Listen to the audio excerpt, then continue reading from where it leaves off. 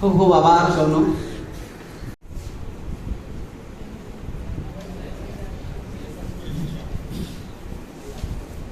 સારું સારું. હા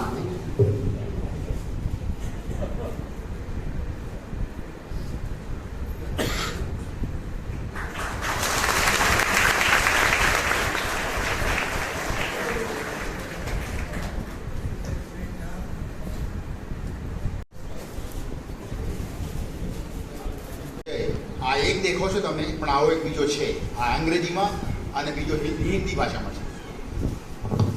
વજેશી પારગીને આ પુસ્તક અર્પણ કર્યું છે મેં. ભારતની 200 ભાષાઓ, 400 કવિઓ અને 500 કવિતાઓ, મૂળ ભાષા, મૂળ લિપિ અને એના હિન્દી અને એના અંગ્રેજી અનુવાદમાં થયું છે, જે દિલ્હીના એક મોટા પ્રકાશકે છાપ્યું અને પટણામાં પરમ દિવસે એનું ઉદ્ઘાટન થવાનું છે. પણ આપણા વજેશી જેમાં હોય, જેમની કવિતા એમાં હોય, જે પુસ્તક અમને અર્પણ થયું હોય, એ આપણી યુનિવર્સિટીના કુલસચિવ ડૉક્ટર અનિલ સોલંકી સાહેબના હસ્તે આપને એનું દર્શન થાય એવું માત્ર પ્રતિકાત્મક લોકાર્પણ કરવા માટે તમે એને ઓળખો કે જે પુસ્તક દુનિયા વાંચવાની છે, જેમાં વજેશી છે.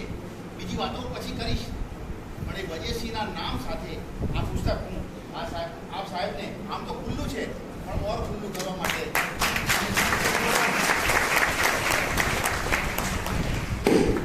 એનું નામ છે એન અનઆન્સર્ડ પીપલ, અંગ્રેજીમાં an anthology of contemporary Adivasi poetry from India. ભારતની જગતમાં આવું કામ થયું નથી,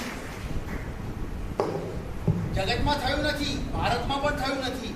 અને ભારતના આદિવાસી કવિઓ આ પુસ્તક બહાર પડી રહ્યું છે એવા સમાચાર માત્રથી એટલા બધા આનંદમાં છે કે ન પૂછો વાત. એમાંના 50 જણા મને પટનામાં મળવાના છે પરમ દિવસે, અને ત્યારે એમની હાજરીમાં આ પુસ્તક લોકાર્પિત.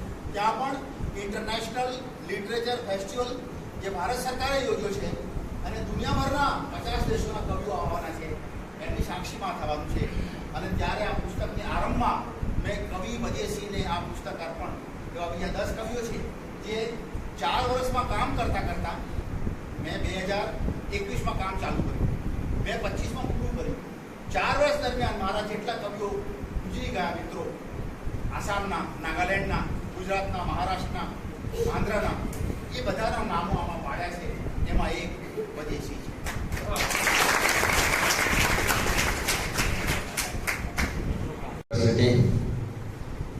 સાથે જોડાયેલી ગોવિંદ ગુરુ યુનિવર્સિટી ટ્રાઇબલ ચેર અને બાબા સાહેબ આંબેડકર ચેર, તેમજ અમારી કોલેજ અને જ્ઞાન ક્ષત્રિય રેસિડેન્શિયલ સ્કૂલ, આ ચારના સંયુક્ત ઉપક્રમે ભાષાવિદ ખ્યાતનામ કવિ હમણાં કાનજીભાઈ એ કહ્યું કે કવિ, અને એમના જવા પછીની આ બીજો વર્ષ, બીજી પુણ્યતિથિ નિમિત્તે અહીંયા એક સરસ મજાનો કાર્યક્રમ યોજાયો છે. અને બોધિસત્વ બાબા સાહેબ આંબેડકર સંકલ્પ દિવસ, આ બેના સંયુક્ત કાર્યક્રમમાં અધ્યક્ષ તરીકે આપણને આમ ટૂંકા ગાળામાં માત્ર કાલનો દિવસ વચ્ચે ગયો છે, અને બીજી વખત આપણને આપણી વિશ્વવિદ્યાલયના કુલસચિવ માનનીય ડૉક્ટર અનિલભાઈ સોલંકી સાહેબ સતત આપણી કોલેજનો હોય કે આપણા કેમ્પસનો કોઈ પણ કાર્યક્રમ હોય અને આપણું આમંત્રણ જાય એટલે સહર્ષ સ્વીકારે એટલું નહીં, પણ સમય સાથે રહી અને સમયસર આપણે મોડા પડ્યા એમ કહેવા.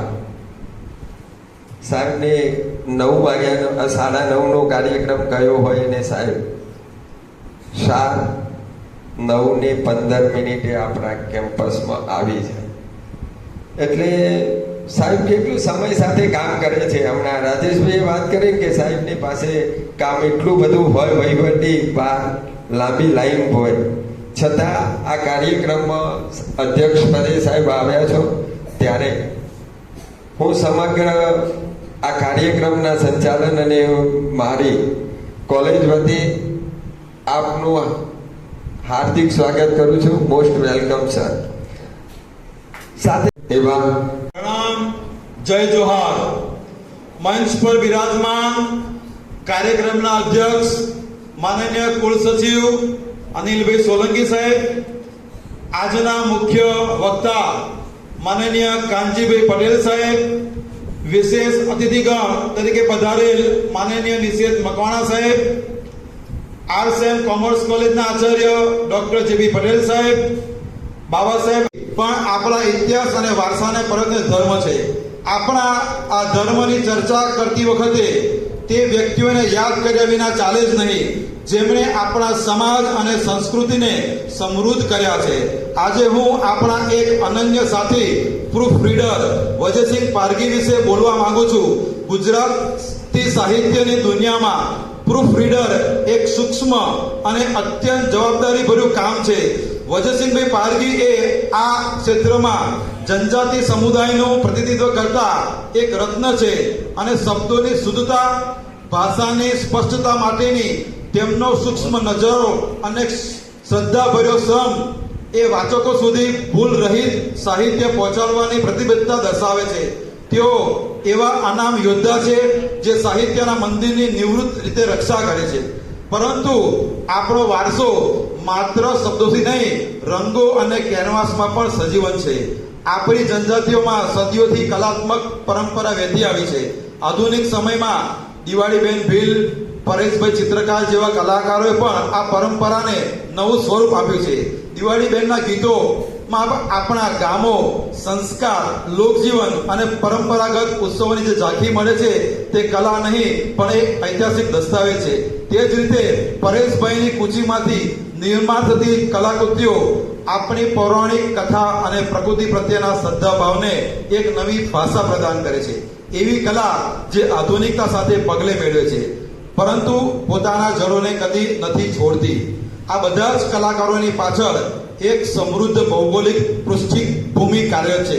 પંચમહાલ, દાહોદ, મહીસાગર અને છોટાઉદેપુર વિસ્તારના પ્રદેશ ગુજરાતના હૃદય સ્થાન જેવો છે.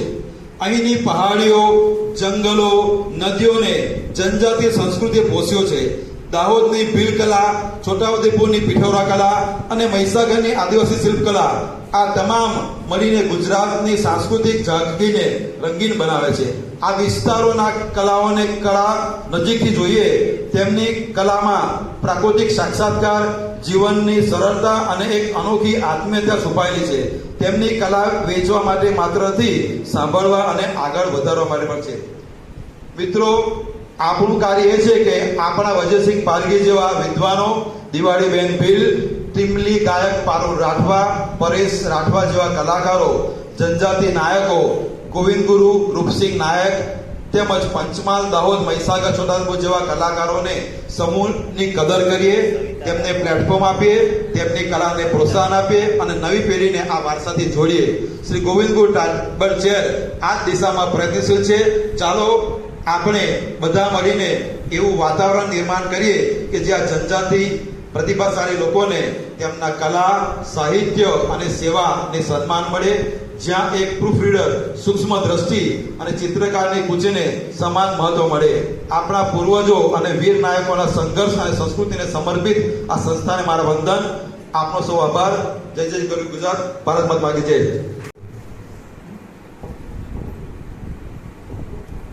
બાબા સાહેબ અમર રહો. બાબા સાહેબ બોલો. બાબા સાહેબ अमर रहो।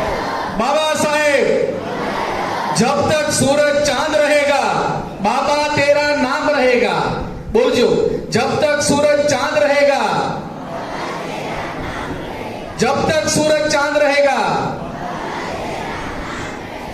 नमो भारत रत्नाय भीमराव महात्मने ભારતાર્થે કૃતમ સંવિધાનમ મહાદ્ભુતમ અસ્પૃશ્યતા શાપ વિમોચકાય અન્યાય વૈષમ્ય વિનાશકાય મનુષ્યતા ધર્મ નિબોધકાય સંઘર્ષ ભીમાય નમો નમઃ.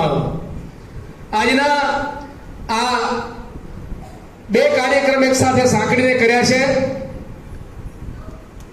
સ્વર્ગસ્થ વજયસિંહ પારગી સાહેબ ની દ્વિતીય પુણ્યતિથિ, હમણાં જેમ કહ્યું તેમ બહુ મોટું નામ ગુજરાતમાં સાહિત્ય ક્ષેત્રે, પ્રૂફ ક્ષેત્રે, કવિતા ક્ષેત્રે બહુ જ મોટું નામ, અને એ નામને ઉજાગર કરવાનો આ અવસર ટ્રાઇબલ ચેરને મળ્યો.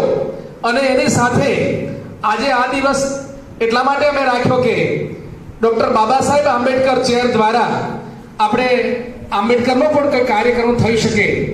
તો આ દિવસ એવો હતો કે 1917માં ડોક્ટર બાબા સાહેબ આંબેડકરને બરોડા સયાજીરાવ ગાયકવાડના હુકુમતમાં જ્યારે એમને સારી એવી નોકરી, સચિવની નોકરી મળી, પણ એમને જે અગવડતાઓ, મુશ્કેલીઓ જ્ઞાતિના ધોરણે પડી હતી અને ત્યારે એમને હડધૂત કરવામાં આવ્યા, અને ત્યારે પોતાની નોકરી છોડીને એ કમાટી બાગમાં એક વડના વૃક્ષ નીચે બેસીને એમણે જે સંકલ્પ લીધેલો, એ સંકલ્પ આજનો દિવસ છે મિત્રો.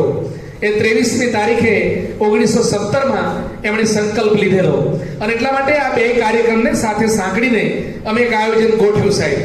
એટલે આ તો આના વિશે આજના સંકલ્પ દિન વિશે તો આદરણીય અને મુરબ્બી મારા મિત્ર નૈશદભાઈ મકવાણા સાહેબ સારી રીતે વાત કરવાના છે, એટલે સંકલ્પ દિન વિશે હું કશી વાત નથી કરતો, પણ બાબા સાહેબની એકાદ બે વાતો મારે કરવી છે, અને પછી હું અહીંયાથી આ જગ્યા કરી આપીશ.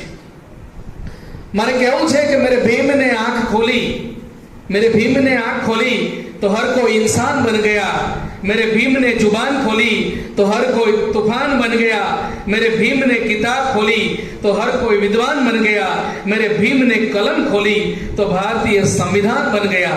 અને એટલા માટે મારે કહેવું છે કે બધાનો હોઈ શકે સત્યનો વિકલ્પ નથી, બધાનો હોઈ શકે સત્યનો વિકલ્પ નથી.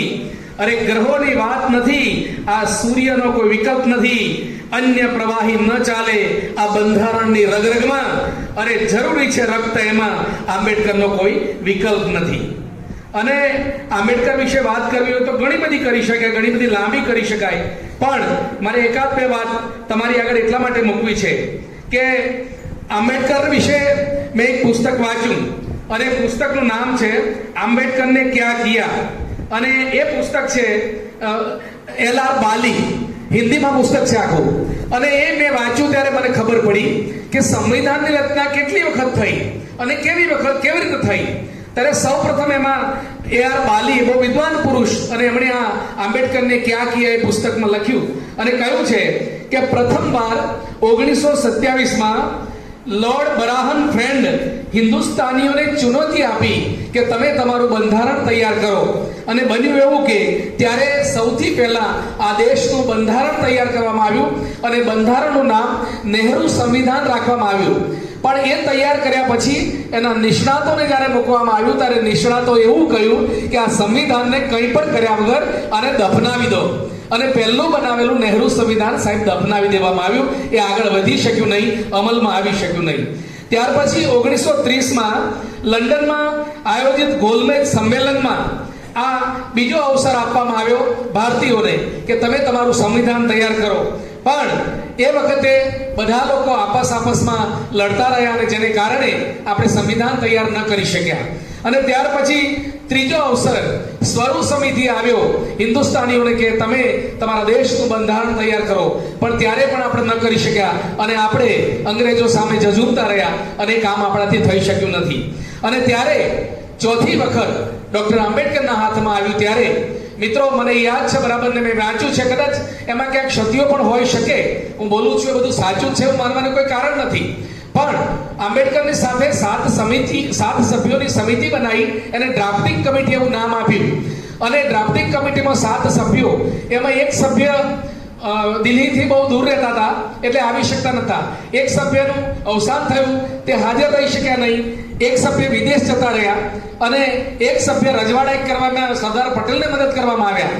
એટલે લગભગ 7 સભ્યોમાંથી મોટા ભાગના સભ્યો એમની સાથે રહ્યા નહીં અને માત્ર 2 જ સભ્યો મળીને આ સંવિધાનને બહુ ટૂંકા ગાળામાં 2 વર્ષ 11 માસ અને 18 દિવસમાં સંવિધાનને તૈયાર કરવામાં ડોક્ટર આંબેડકરે પોતાના લોહી પસીનાને એક કર્યું છે અને આ સંવિધાનને તૈયાર કર્યું છે. તો એવા આંબેડકરે જ્યારે સંવિધાનને બંધારણ સભામાં મૂકવાનું કહ્યું ત્યારે મિત્રો ડોક્ટર આંબેડકર એવું માનતા, આપણે બધા હું શ્રદ્ધાળુ છું, હું ઈશ્વરને માનું છું, પણ જ્યારે ડોક્ટર આંબેડકરે સંવિધાન સભામાં બંધારણ રજૂ કર્યું ત્યારે એમણે વાંચવાની શરૂઆત કરી બંધારણની અને ત્યારે સૌથી પહેલા તે બોલ્યા કે we the people of India, આવું એમણે કહ્યું. અને જ્યારે વી ધ પીપલ ઓફ ઇન્ડિયા એવું બોલ્યા ત્યારે એલવી કામત, બહુ સિનિયર બંધારણ સભાના સિનિયર સભ્ય સાહેબ એલવી કામત ઊભા થયા અને એલવી કામતે એવું કહ્યું કે we the people of India એમ નહીં, પણ તમે એવું બોલો in the name of God, આવું બોલો. અને ત્યારે તરત જ એક મુસ્લિમ મૌલાના ઊભા થયા અને એમણે એવું કહ્યું કે નહીં, એ પણ નહીં, તમે અલ્લાહ બોલીને કામ શરૂ કરો. ત્યારે તરત જ ત્યાં મદન મોહન માલવિયા, એ પણ બંધારણ સભાના બહુ સિનિયર સભ્ય, વિદ્વાન માણસ મદન મોહન માલવિયા ઊભા થયા અને એમણે કહ્યું કે નહીં, એ પણ નહીં, ઓમ બોલીને તમે શરૂઆત કરો. ત્યારે મિત્રો ડોક્ટર બાબા સાહેબ આંબેડકરને સલામ મારું છું, એમની હિંમતને દાદ આપું છું કે એ સમયે આવડી મોટી બંધારણ સભામાં અને લગભગ 389 સભ્યોમાંથી જુદ સભ્યો હાજર હતા ત્યારે ત્યાં આખો કાર્યક્રમ રચાયો અને બાબા સાહેબ એવું કહ્યું કે હું મારા બોલેલામાંથી પાછો હટવાનો નથી, હું જે કંઈ બોલ્યો છું એ બરાબર બોલ્યો છું.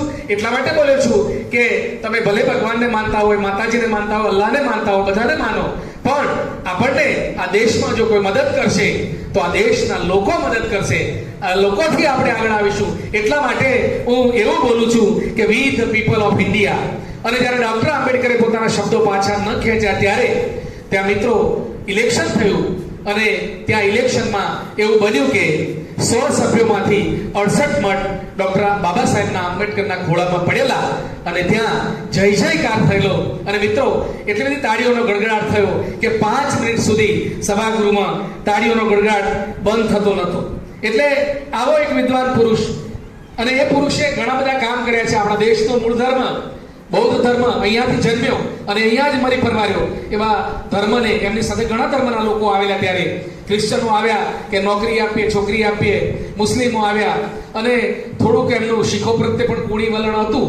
પણ છતાંય એમણે 1932માં એમણે બોમ્બેના એક સભામાં જાહેર કરેલું કે હું હિન્દુ ધર્મમાં જન્મ્યો છું પણ હિન્દુ ધર્મમાં મરીશ નહીં. અને એમણે 32માં જાહેરાત કર્યા પછી મિત્રો 24 વર્ષ સુધી આ દેશના તમામ ધર્મોના તમામ ધર્મશાસ્ત્રો વાંચ્યા અને એમણે નક્કી કર્યું કે આ કોઈ મારે ધર્મ પરિવર્તન કરવું હોય, ધર્મ બદલવો હોય તો મારે કયો બદલવો જોઈએ ધર્મ. તો એમણે નક્કી કર્યું જે આ મૂળ ધર્મ, આ દેશમાં જે ધર્મનો જન્મ થયો છે અને આ દેશનો જે ધર્મના પાયો, આ મૂળી આ દેશમાં છે અને સમાનતાનો ધર્મ છે, એવો ધર્મ મારે સ્વીકારવો છે. તો એ મૂળ ધર્મને પાછો લાવવાનું કામ બાબા સાહેબે કરેલું. એવા બાબા સાહેબના ચરણોમાં આ પ્રસંગે આપણે વંદન કરીએ છીએ. અને સાહેબ આજે આપણી વચ્ચે આદરણીય મહોદય શ્રી કુલસચિવ સાહેબ પધાર્યા છે. મને હમણાં 6 મહિના પહેલા આ ચેરની જવાબદારી સોંપી. સાહેબ આપનો ખૂબ ખૂબ આભારી છું કે તમે મને આ જગ્યા માટે પસંદ કર્યો. અને સાહેબ બનશે એટલું હું આમાં કાઠું કાઢવાનો પ્રયત્ન કરીશ. કેમ કે મેં સાહેબ અત્યાર સુધીમાં બધા લોકોને ખબર છે કે આ બહુ આગળની વાત તો નહીં કરું, પણ પંચમહાલ, મહીસાગર અને દાહોદ આ 3 જિલ્લામાં ડોક્ટર આંબેડકર ઉપર જો કોઈનું સૌથી વધારે કામ હોય તો સાહેબ મારું કામ છે. મેં ઓછામાં ઓછા 10 તો પુસ્તકો લખ્યા છે એની પર, મેં 100 જેટલા વક્તવ્યો આપ્યા છે આંબેડકર ઉપર. અને આ યુનિવર્સિટીએ જ્યારે મારી પર જવાબદારી સોંપી છે ત્યારે આ મને લાગે એક પહેલો કાર્યક્રમ કર્યો પણ એક નાનો કાર્યક્રમ હતો અને બીજો એક કાર્યક્રમ કરી રહ્યા છે. અને સાહેબ હજુ એક ત્રીજો એક કાર્યક્રમ, સરસ મજાનો કાર્યક્રમ યુનિવર્સિટીમાં કરવા જઈ રહ્યા છીએ આપના સાથ સહકારથી, એ પણ કરીશું. અને છેલ્લે એક વાત મારે એવી કરવી છે કે એ વાત કરીને હું મારી વાતને પૂરી કરીશ. ડોક્ટર આંબેડકરે એવું કહ્યું છે બંધારણ સભામાં કે education is the key to human development. It is the fundamental to all round development of human potential, material and spiritual. એટલે જો તમારે તમારો વિકાસ કરવો હશે તો એના માટે તમારે શિક્ષણ એ ચાવી છે. એટલે તમે નોકરી મળે કે ન મળે, નોકરી મળશે કે નહીં મળે, એ બધું ધ્યાનમાં રાખ્યા વગર તમે શિક્ષણને પ્રાપ્ત કરો. અને કોઈ પણ વ્યક્તિએ, મારા મિત્રો, ઉચ્ચ શિક્ષણ તો પ્રાપ્ત કરવું જ જોઈએ. એ આપણી ફરજમાં આવે છે, જવાબદારીમાં આવે છે.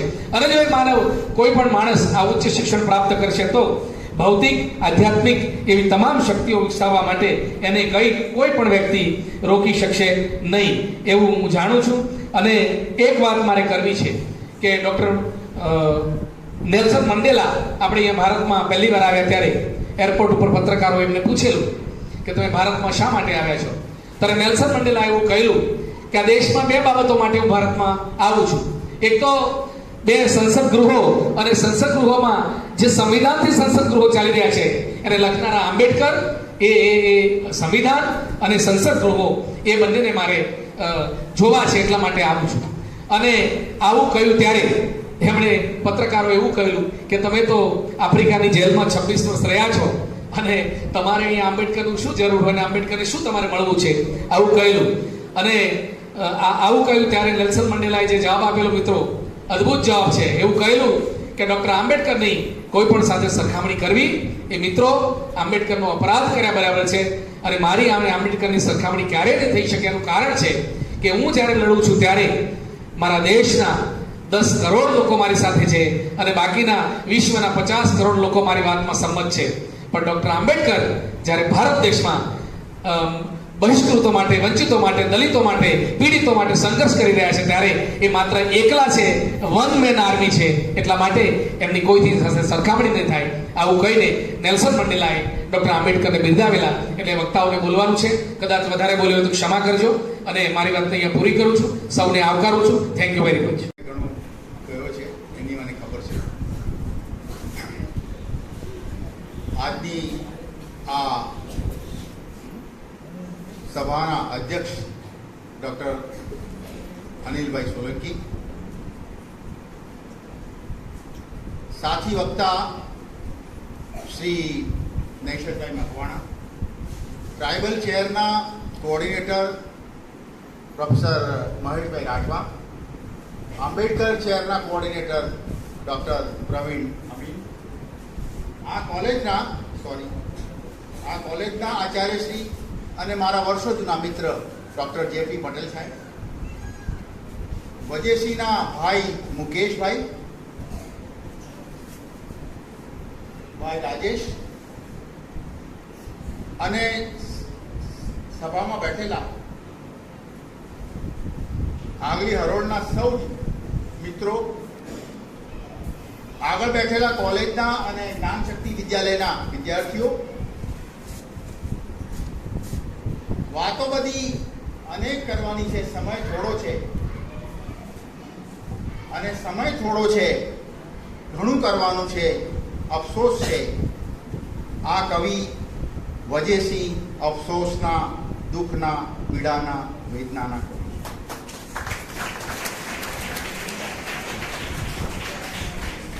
અંગ્રેજીમાં ઘણા કવિઓ થઈ ગયા,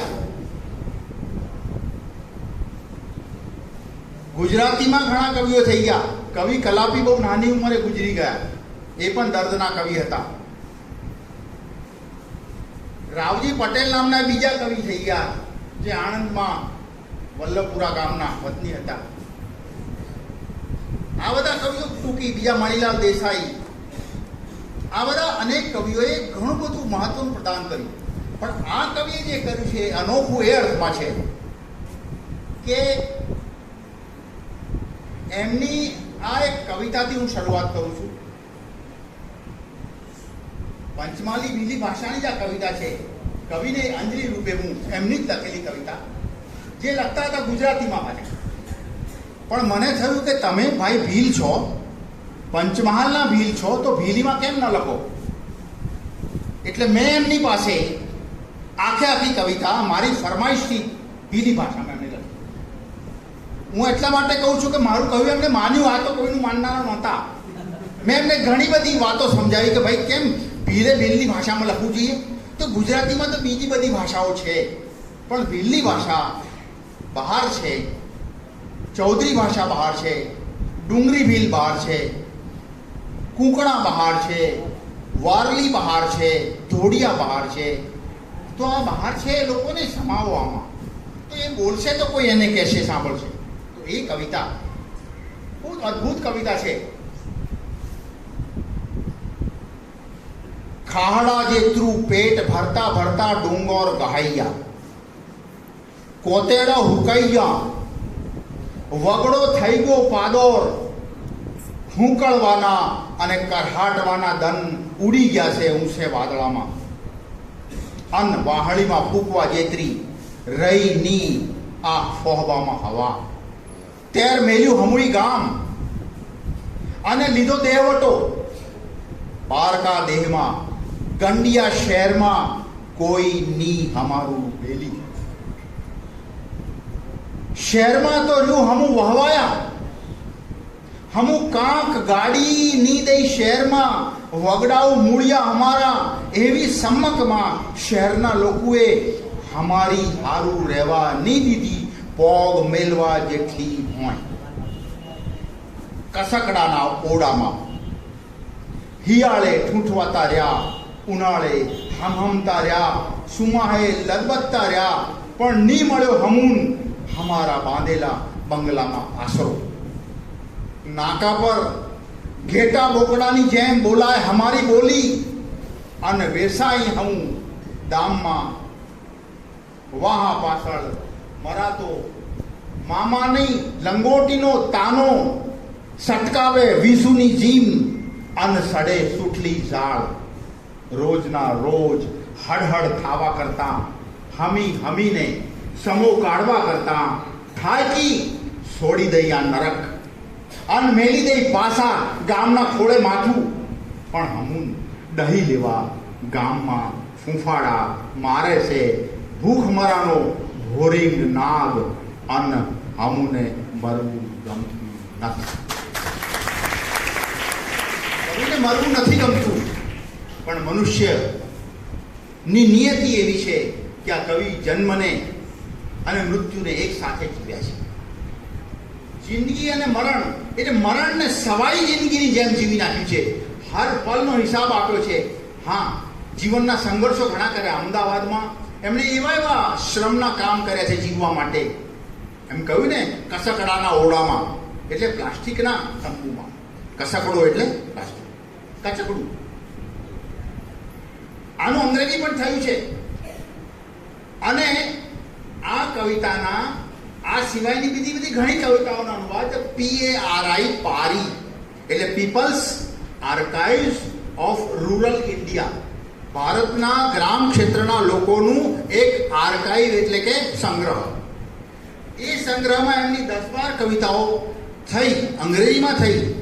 વેબસાઇટ તમે જોતા હો તો PARI કરીને જોજો. વજેસી ત્યાં ભરપૂર છે, અંગ્રેજી, હિન્દી બધી ભાષાઓ. એટલે ગુજરાત તો હજી જાણતું જ નથી. ગુજરાતી ભાષાવાળાના માટે આ ગુજરાતી કવિ છે જ નહીં, અને ભીલી કવિ છે. એવા કેટલાય કવિઓને આમાં સંગ્રહ્યા છે.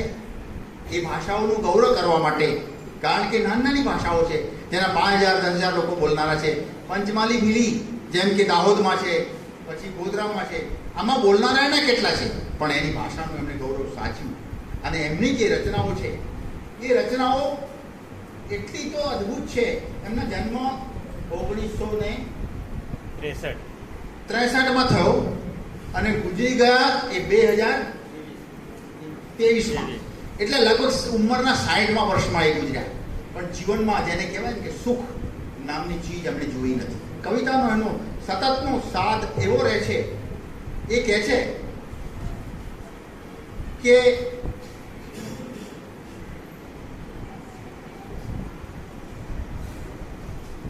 સુખ તો છે રીસામણું, સુખ તો છે રીસામણું, ને આવડે નહીં અમને.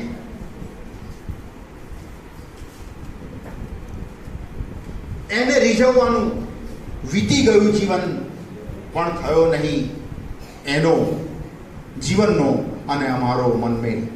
જિંદગી સાથે મનમેળ જ થતો નથી. અને એમનો અફસોસ ઘણો છે. અમદાવાદમાં જે સંઘર્ષ આર્થિક પેઠ્યો હોય એના કારણે એમને પ્રૂફરીડિંગ કરતા પ્રૂફરીડિંગ એટલે લોકો એમ બહુ એમ સમજે કે આ તો ખાલી કાગળિયા વાંચવાના છે. ભાઈ, કાગળિયા નથી વાંચવાના. આખા જગતનો સંભાર જેમાં ઉતર્યો છે એ ભાષા. એ ભાષાનો શબ્દ એટલે 100ની અણી પર જે કામ કરવાનું હોય એ કામ એમણે જીવનભર કર્યું. એ કહે છે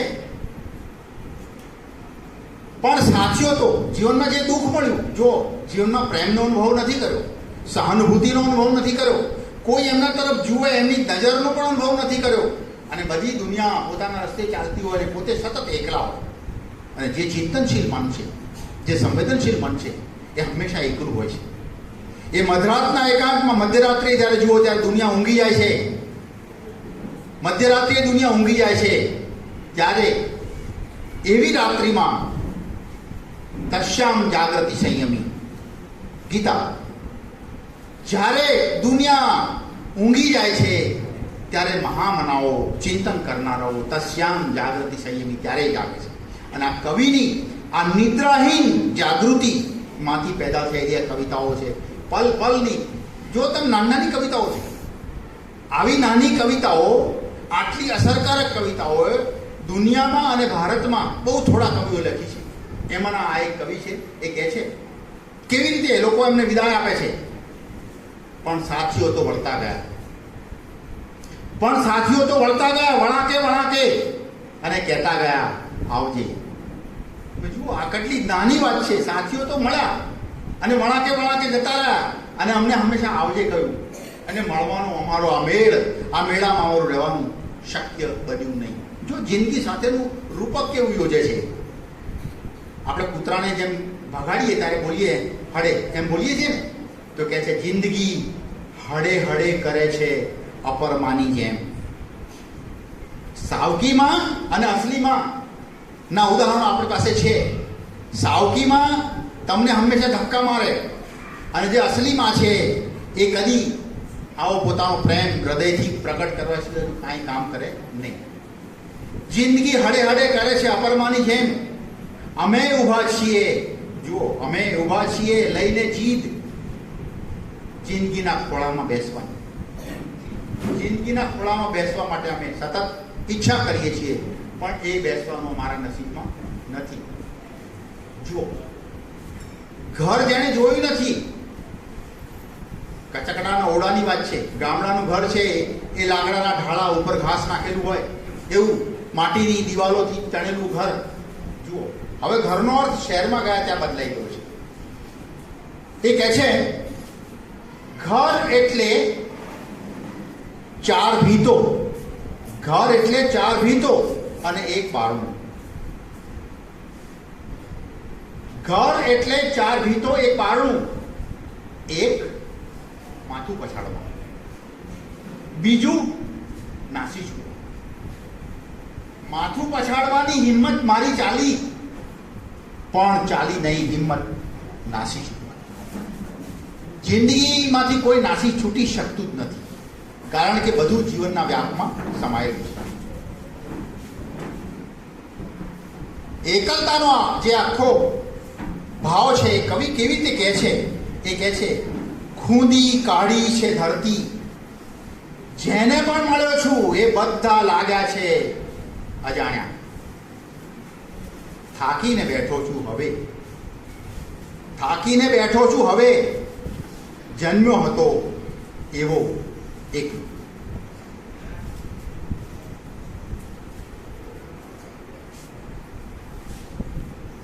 નાની નાની કવિતાઓમાં એવા જાણે કે જુઓ, એમની કવિતાના 3 સંગ્રહો છે. એમાં પહેલા સંગ્રહનું નામ છે આજ્ઞાનું અજવાળું. જો આજ્ઞો રાતમાં છે ચમકે એમ જતો રહે, આપણે પકડવા જઈએ તો પકડવા પણ આવે નહીં. બીજા સંગ્રહનું નામ છે ઝાકળના મોતી. તમે જુઓ, ઝાકળ પણ નાશવંત ક્ષણભંગુ છે. જીવન પણ મનુષ્યનું હોય, કોઈ પણનું હોય. આ મહાન વિરાટ એવા સર્જનની અંદર મનુષ્યના આ 100 વર્ષના જીવનનો કોઈ હિસાબ નથી. ઘણું ટૂંકું છે. આ પળની જિંદગી છે. તો આવા કવિ એ જીવનની આવી સ્થિતિઓ વિશે કહે છે, પણ એ કદી હાલતા નથી, પોતાનું ચિંતન કંપતું નથી. જુઓ, એક તો જિંદગી સામે મોત છે, મોં ફાડીને ઊભું છે, કોઈ પણ પળે આવી શકે છે, અને એવા મોતનો મુકાબલો કરવો એ મોટી વીરતા છે. યોદ્ધાઓ ભલભલા થાકી જાય છે, મોતથી ભલભલા ડરે છે, હાજા ગગડે છે, યુદ્ધના મોરચે લડવાવાળા માણસો મોતને સામી સાથીએ ઝીલે છે. તો આ કવિ કેવી રીતે ઝીલે છે તમે જુઓ. સૂરજ ઉગે કે તેલ ખૂટે, દીવો બળે છે, સૂરજ ઉગે કે તેલ ખૂટે, કે કોઈક દીવાને ફૂંક મારે કે પછી પવન સૂસવે તો જ હોલવાય આ દીવો, બાકી દીવો તો બળવાનો રાતભર. બહુ સિમ્પલ વસ્તુ છે. પણ જો કવિતા જે સાદા વિષયોમાંથી તમને લાગે કે આ કવિતા ના હોય, ત્યાંથી જ કવિતા કાઢે, એનું નામ કવિ. એને મદારી કહેવાય કે જે કરંડિયામાં સાપ ના હોય તો એમાંથી સાપ કાઢે. ત્યાં કશું ના હોય. કવિ પણ એ છે કે જે તમને એવી કલ્પના, એવો આભાસ, એવો અનુભવ કરાવે છે કે બસ इसके आगे कुछ नहीं, આનાથી આગળ. એટલે કે તમે સમર્પિત થઈ જાઓ છો, તમે સહૃદય થઈ જાઓ છો, તમારા હૃદયની અંદર ઓગાળી દો છો. એવા આ કવિ કે છે. પછી માણસ જાતથી બહુ પીડાયેલા છે. જેટલું બી હું તમને કેવી રસ્તે કોકને ત્રાસા હે, કોકને મુતરવું આવે હે તે બાતા જઈ આપજો, પણ આ કકડાટી કરતા મારે જે કંઈ કહેવાનું છે તે માપનું કહેવાનું છે. એટલે મજા આવે હે, મજા નહીં આવે તો તમારા ભોગ, બાકી મજા આવે એની ગેરંટી આલું છું. રાજસ્થાનમાં મુસાફરી કરતા કરતા ટ્રેનમાં હું જતો તો એમાં એક મારવાડી શેઠ બેઠેલો રેલવેમાં. તો રેલવેમાં જે ફરવા જાય, મુસાફરી જાય ને, એનો સામાન થેલા બધા ચોરાઈ જાય. એટલે રાતે નીંદર આવે તો પેલો જાગે, જોગું આવે પાછો સામાન થેલો છે કે કોઈ લઈ ગયો, એમ કરીને પેલો ભાઈ બેઠો.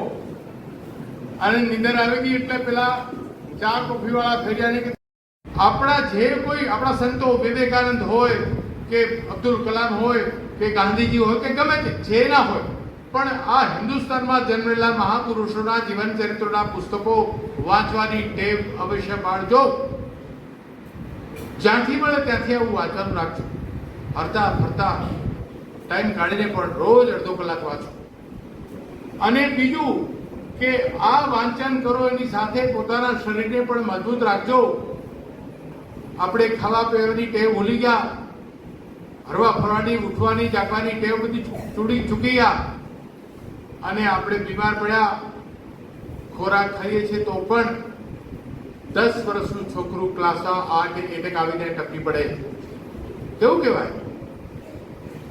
તો આ આરોગ્યનો અત્યારે પ્રશ્ન છે, આખો દેશ જે મંડ્યો છે. અને એ આપણી ભૂલ છે, આપણી જીવનશૈલી બદલાઈ ગઈ છે કે જાણતા અજાણતા બોલાવે ત્યારે એ આવીને ઘંટડી વગાડતી, એટલે આ બીમારી એમ નથી આવતી, આપણે જ બોલાવીએ છીએ બીમારીને. તો આ તબિયતની કાળજી લેજો. અને ધારદાર થવા માટે વાંચન કરજો. એક શેર મને યાદ આવી ગયો. આ દેશની સ્થિતિ આ હતી અને છે. એક જણ ધાર થઈને જીવે ને બીજો તાર થઈને જીવે. કોઈ સુખની કે કોઈ એના દુઃખની આ કઈ કથાનો સાર થઈને જીવે. આપણા હાથમાં કૌવત રાખો, આપણા મગજમાં કૌશલ્ય રાખો, આપણા પોતાની જાતને પલોટવાની કામગીરી જવાબદારી આપણી છે ભાઈ. અમો 1980 થી 85 બાબા સાહેબ આંબેડકર સંપર્ક દિવસની ઉજવણી સમારોહના જે મંચસ્થ મહેમાનશ્રીઓ છે, જેમાં મુખ્ય હતા પ્રોફેસર કાનજીભાઈ પટેલ, અતિથિ વિશેષ એવા શ્રી નૈશદભાઈ મકવાણા, આ કોલેજના Acharya doctor JP Patel, Baba Saheb Ambedkar ચેરના coordinator એવા શ્રી ડૉક્ટર પ્રવીણભાઈ અમીન, શ્રી ગોવિંદ ગુરુ ટ્રાઇબલ ચેરના કોર્ડિનેટર મહેશભાઈ રાઠવા, તમામ વધારે અતિથિ વિશેષ તથા આચાર્યશ્રી અને વિદ્યાર્થીઓ, આમ જાણો છો એમ આમ તો મને ઓછું બોલવું ગમે છે, એટલે તમારો આ પ્રોગ્રામ હું ઝડપથી પૂરું કરી દઈશ એની હું ખાતરી આપું છું. બીજી પાછું એવું પણ છે કે અધ્યક્ષ સ્થાને એટલે એ તકલીફવાળું સ્થાન હોય છે, કારણ કે છેલ્લે બોલવાનો વારો આવે એ સમયે પરિસ્થિતિ ખરાબ હોય. અને ત્રીજી પરિસ્થિતિ મારી એવી છે કે અહીંયા બધા જ સાહિત્યકારો અને કવિઓ છે, એની વચ્ચે મને કોઈ આજે સાયન્સનો વિદ્યાર્થી થયો એટલે થોડું મારું ડિફરન્ટ છે આમાં. એટલે કોઈ ચિંતા કરવા જેવી નથી, પણ ખરેખર આજે ખૂબ સરસ જે ઈશ્વરભાઈએ વાત કરી બાબા સાહેબ આંબેડકર વિશે, કે એક નાના કુટુંબમાં જન્મેલા વ્યક્તિ શું ના કરી શકે. પહેલું મુખ્ય કારણ છે એ એજ્યુકેશન છે. એટલે એજ્યુકેશન તમામ જે ભૂલકાઓ છે, જે નાના બાળકો છે, એને હું એટલું કહીશ કે ભણવામાં ક્યારેય પાછું પડશો નહીં. જેટલું તમારા પરિસ્થિતિથી વિશેષ જેટલું થઈ શકે એટલું પણ આપણે એજ્યુકેશન લેવું જ. કારણ કે આ વિસ્તારમાં આની પહેલાં લેક્ચરમાં મેં આ જ કીધું હતું કે પ્રોબ્લેમ એટલો જ છે કે એજ્યુકેશનથી વંચિત લોકો બહુ બધા છે. હવે તો આપણી ગોવિંદ ગુરુ યુનિવર્સિટીમાં પણ ખૂબ લોકો ભણે છે, એટલે આપ લોકો પણ એમાં ભવિષ્યમાં આવો એવી અપેક્ષા છે. અને એક બાબા સાહેબ આંબેડકર જેવી જ આપણી પણ એક પ્રતિભા વિદ્યાર્થીઓની બને એવી આ યુનિવર્સિટી અને અમે બધા અપેક્ષા રાખીએ છીએ.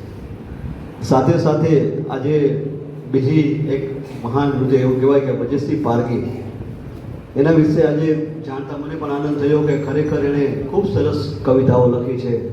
અને આ ગુમનામી રહી એને ઉજાગર કરવાની જવાબદારી આ મંચસ્થ મહેમાનોને લીધી છે, એ ખરેખર બહુ સારી વાત છે.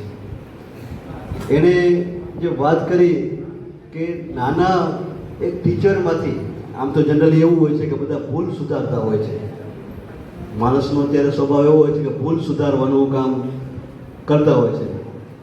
પરંતુ જે પારગી સાહેબ હતા એને ખરેખર જે તમારી કોઈ પણ એને પોતાનું પરિસ્થિતિમાં આધીન એને પોતે સરસ કવિ એક તરીકે ઉજાગર થયા. અને સાથે સાથે જે વાંચન લેખન છે એમાં પણ ખૂબ સરસ એણે લોકો માટે કામ કર્યું. તો હું યુનિવર્સિટી વતીથી હું કહું છું કે બહુ ખૂબ સરસ આ એક તમે અભિગમ લીધો. એક કાનજીભાઈને પણ હું ખરેખર કહીશ કે એણે ખૂબ સરસ આપણે જાણકારી આપી પારગી સાહેબ વિશે. એના સહમિત્ર મકવાણા સાહેબે પણ એને જાણકારી આપી. તો ખરેખર આવા જે લોકો, ઘણા બધા એવા લોકો છે કે જે ખરેખર એને કોઈ સ્થાન મળ્યું નથી, એને આપણે જવાબદારી છે, તમામ આપણા લોકોની જવાબદારી છે, ટીચરોની જવાબદારી છે કે આવા લોકોનું સ્થાન ઉચ્ચ સ્થાન થાય એવું વિચાર કરવો જોઈએ. તો આ વિચાર સાથે હું મારી વાત અહીંયા પૂર્ણ કરું છું. ભારત માતા કી જય, વંદે માતરમ. મારે જે કંઈ કહેવાનું છે તે બાપનું કહેવાનું છે. એટલે મજા આવે, મજા નહીં આવે તો તમારા ભોગ, બાકી મજા આવે એની ગેરંટી આલું છું. રાજસ્થાનમાં મુસાફરી કરતા કરતા ટ્રેનમાં હું જતો તો એમાં એક મારવાડી શેઠ બેઠેલો રેલવેમાં. તો રેલવેમાં જે ફરવા જાય, મુસાફરી જાય ને, એનો સામાન થેલા બધા ચોરાઈ જાય. એટલે રાતે નીંદર આવે તો પેલો જાગે, જોગું આવે પાછો સામાન થેલો છે કે કોઈ લઈ ગયો એમ કરીને પેલો ભાઈ બેઠો. અને નીંદર આવી ગઈ એટલે પેલા ચા કોફી વાળા થઈ જાય કે આપણા જે કોઈ આપણા સંતો વિવેકાનંદ હોય કે અબ્દુલ કલામ હોય કે ગાંધીજી હોય કે ગમે તે જે ના હોય, પણ આ હિન્દુસ્તાનમાં જન્મેલા મહાપુરુષોના જીવન ચરિત્રોના પુસ્તકો વાંચવાની ટેવ અવશ્ય પાડજો. જ્યાંથી મળે ત્યાંથી આવું વાંચવાનું રાખજો. હરતા ફરતા ટાઈમ કાઢીને પણ રોજ અડધો કલાક વાંચો. અને બીજું કે આ વાંચન કરો એની સાથે પોતાના શરીરને પણ મજબૂત રાખજો. આપણે ખાવા પીવાની ટેવ ભૂલી ગયા, હરવા ફરવાની, ઉઠવાની, જાગવાની ટેવ બધી ચૂકી ગયા, અને આપણે બીમાર પડ્યા. ખોરાક ખાઈએ છીએ તો પણ 10 વર્ષનું છોકરું ક્લાસમાં એટેક આવીને ટપી પડે, કેવું કહેવાય? તો આ આરોગ્યનો અત્યારે પ્રશ્ન છે, આખો દેશ લઈને મંડ્યો છે. અને એ આપણી ભૂલ છે, આપણી જીવનશૈલી બદલાઈ ગઈ છે કે જાણતા અજાણતા બોલાવે ત્યારે એ આવીને ઘંટડી વગાડતી, એટલે આ બીમારી એમ નથી આવતી, આપણે જ બોલાવીએ છીએ બીમારીને. તો આ તબિયતની કાળજી લેજો અને ધારદાર થવા માટે વાંચન કરજો. એક શેર મને યાદ આવી ગયો, આ દેશની સ્થિતિ આ હતી અને છે. એક જણ ધાર થઈને જીવે ને બીજો તાર થઈને જીવે. કોઈ સુખની કે કોઈ એના દુઃખની આ કઈ કથાનો સાર થઈને જીવે. આપણા હાથમાં કૌવત રાખો, આપણા મગજમાં કૌશલ્ય રાખો, આપણા પોતાની જાતને પલોટવાની કામગીરી જવાબદારી આપણી છે ભાઈ. અમો 1980 થી 85 બાબા સાહેબ આંબેડકર સંપર્ક દિવસની ઉજવણી સમારોહના જે મંચસ્થ મહેમાનશ્રીઓ છે, જેમાં મુખ્ય હતા પ્રોફેસર કાનજીભાઈ પટેલ, અતિથિ વિશેષ એવા શ્રી નૈશદભાઈ મકવાણા, આ કોલેજના Acharya doctor JP Patel, Baba Saheb Ambedkar ચેરના coordinator એવા શ્રી ડૉક્ટર પ્રવીણભાઈ અમીન, શ્રી ગોવિંદ ગુરુ ટ્રાઇબલ ચેરના કોર્ડિનેટર મહેશભાઈ રાઠવા, તમામ વધારે અતિથિ વિશેષ તથા આચાર્યશ્રી અને વિદ્યાર્થીઓ. આમ જાણો છો એમ આમ તો મને ઓછું બોલવું ગમે છે, એટલે તમારો આ પ્રોગ્રામ હું ઝડપથી પૂરું કરી દઈશ એની હું ખાતરી આપું છું. બીજી પાછું એવું પણ છે કે અધ્યક્ષ સ્થાને એટલે એ તકલીફવાળું સ્થાન હોય છે, કારણ કે છેલ્લે બોલવાનો વારો આવે એ સમયે પરિસ્થિતિ ખરાબ હોય. અને ત્રીજી પરિસ્થિતિ મારી એવી છે કે અહીંયા બધા જ સાહિત્યકારો અને કવિઓ છે, એની વચ્ચે મને કોઈ આજે સાયન્સનો વિદ્યાર્થી થયો એટલે થોડું મારું ડિફરન્ટ છે આમાં. એટલે કોઈ ચિંતા કરવા જેવી નથી, પણ ખરેખર આજે ખૂબ સરસ જે ઈશકભાઈએ વાત કરી બાબા સાહેબ આંબેડકર વિશે, કે એક નાના કુટુંબમાં જન્મેલા વ્યક્તિ શું ના કરી શકે. પહેલું મુખ્ય કારણ છે એ એજ્યુકેશન છે. એટલે એજ્યુકેશન તમામ જે ભૂલકાઓ છે, જે નાના બાળકો છે, એને હું એટલું કહીશ કે ભણવામાં ક્યારેય પાછું પડશો નહીં. જેટલું તમારા પરિસ્થિતિથી વિશેષ જેટલું થઈ શકે એટલું પણ આપણે એજ્યુકેશન લેવું જ. કારણ કે આ વિસ્તારમાં આની પહેલાં લેક્ચરમાં મેં આ જ કીધું હતું કે પ્રોબ્લેમ એટલો જ છે કે એજ્યુકેશનથી વંચિત લોકો બહુ બધા છે. હવે તો આપણી ગોવિંદ ગુરુ યુનિવર્સિટીમાં પણ ખૂબ લોકો ભણે છે, એટલે આપ લોકો પણ એમાં ભવિષ્યમાં આવો એવી અપેક્ષા છે. અને એક બાબા સાહેબ આંબેડકર જેવી જ આપણી પણ એક પ્રતિભા વિદ્યાર્થીઓની બને એવી આ યુનિવર્સિટી અને અમે બધા અપેક્ષા રાખીએ છીએ. સાથે સાથે આજે બીજી એક મહાન હૃદય એવું કહેવાય કે વજયસિંહ પારગી, એના વિશે આજે જાણતા મને પણ આનંદ થયો કે ખરેખર એણે ખૂબ સરસ કવિતાઓ લખી છે અને આ ગુમનામી રહી એને ઉજાગર કરવાની જવાબદારી આ મંચસ્થ મહેમાનોને લીધી છે. એ ખરેખર બહુ સારી વાત છે. એણે જે વાત કરી કે નાના એક ટીચરમાંથી, આમ તો જનરલી એવું હોય છે કે બધા ભૂલ સુધારતા હોય છે, માણસનો અત્યારે સ્વભાવ એવો હોય છે કે ભૂલ સુધારવાનું કામ કરતા હોય છે. પરંતુ જે પારગી સાહેબ હતા એણે ખરેખર જે તમારી કોઈ પણ એને પોતાનું પરિસ્થિતિ આધીન એને પોતે સરસ કવિ એક તરીકે ઉજાગર થયા. અને સાથે સાથે જે વાંચન લેખન છે એમાં પણ ખૂબ સરસ એણે લોકો માટે કામ કર્યું. તો હું યુનિવર્સિટી વતીથી હું કહું છું કે બહુ ખૂબ સરસ આ એક તમે અભિગમ લીધો. એક કાનજીભાઈને પણ હું ખરેખર કહીશ કે એણે ખૂબ સરસ આપણે જાણકારી આપી પારગી સાહેબ વિશે. એના સહમિત્ર મકવાણા સાહેબે પણ એને જાણકારી આપી. તો ખરેખર આવા જે લોકો, ઘણા બધા એવા લોકો છે કે જે ખરેખર એને કોઈ સ્થાન મળ્યું નથી, એને આપણે જવાબદારી છે, તમામ આપણા લોકોની જવાબદારી છે ટીચરોની જવાબદારી છે કે આવા લોકોનું સ્થાન ઉચ્ચ સ્થાન થાય એવું વિચાર કરવો જોઈએ. તો આ વિચાર સાથે હું મારી વાત અહીંયા પૂર્ણ કરું છું. ભારત માતા કી જય, વંદે માતરમ.